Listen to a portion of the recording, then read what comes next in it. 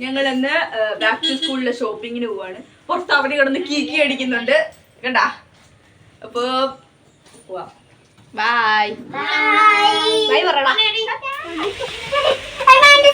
എടൂ എന്നാത്തിനാ വന്നാ നമ്മളിങ്ങോട്ട്?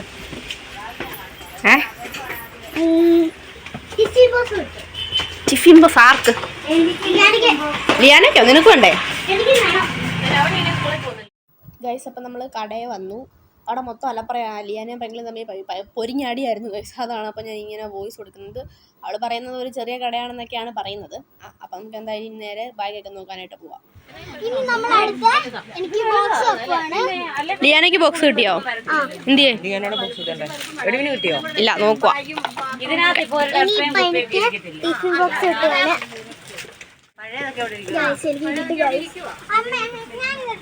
എടൂന് വല്ലതും കിട്ടിയോടാ?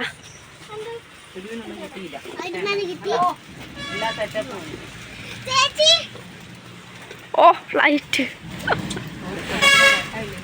ഇവിടെ നിൽക്കുന്നേ. ഗൈസ് ബാഗ് വാങ്ങിച്ചു കൊടുക്കത്തില്ല എന്ന് പറഞ്ഞു ഗൈസ്. Emotional damage. വിളിക്കുന്നടി. ബാഗ് എടുക്കാൻ മോനെ. ഡോറ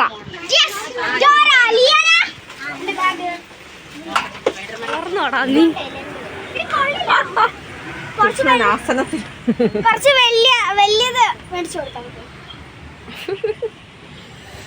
ബാഗ് എടുത്തോടി, കാണിച്ചു കൊടുക്കും. വൃത്തക്കേട് അൺലിമിറ്റഡ് കേട്ടോ. ആ രണ്ടുപേരും രണ്ട് സ്ഥലത്തല്ലേ? നീ അവിടെ കിടന്നോ കേട്ടോ, ഞങ്ങൾ പോവാ. ഇവനാണെങ്കിൽ ഒരു ഫോൺ പൊട്ടിച്ച് കഴിച്ചതാണ്ട് ആയിരിക്കുന്ന ഫോൺ കണ്ടോ? അതിൻ്റെ സ്ക്രീൻ കാൾ അടങ്ങിയിരിക്കുമായിരുന്നു. ഇവൻ പിടിച്ച് ഒറ്റ വലി. ആ ആ എന്നെ പിടിച്ചോണ്ട് വരുന്നുണ്ടാ? എവിടെ ഇപ്പം കിട്ടോ? എന്നെ കിട്ടോ?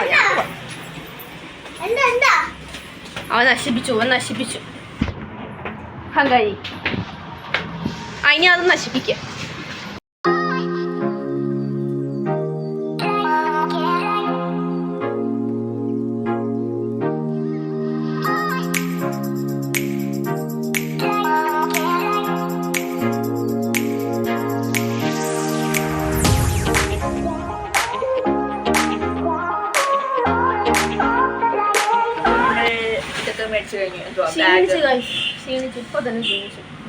സമയം എത്ര മണിയായി? 4:30.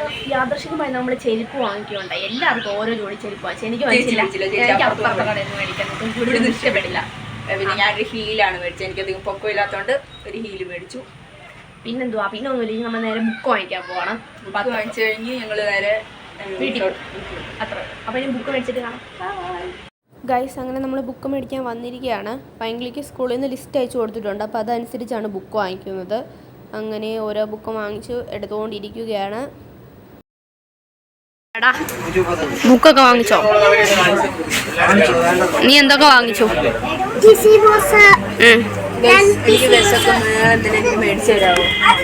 എന്തൊക്കെ വാങ്ങിച്ചു?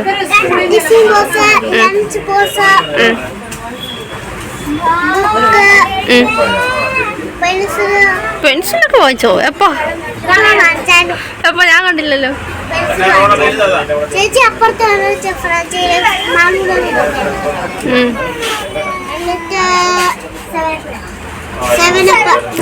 പോടാ. ശരി, ടാറ്റ പറഞ്ഞിക്കോ.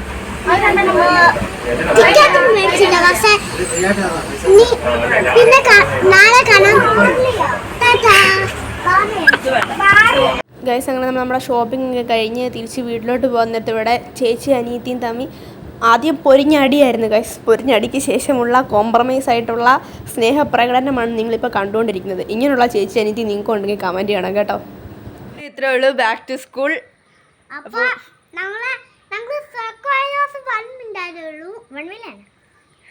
എന്തോന്നൊക്കെ പറയുന്നത് എനിക്കൊന്നും മനസ്സിലാവുന്നില്ല.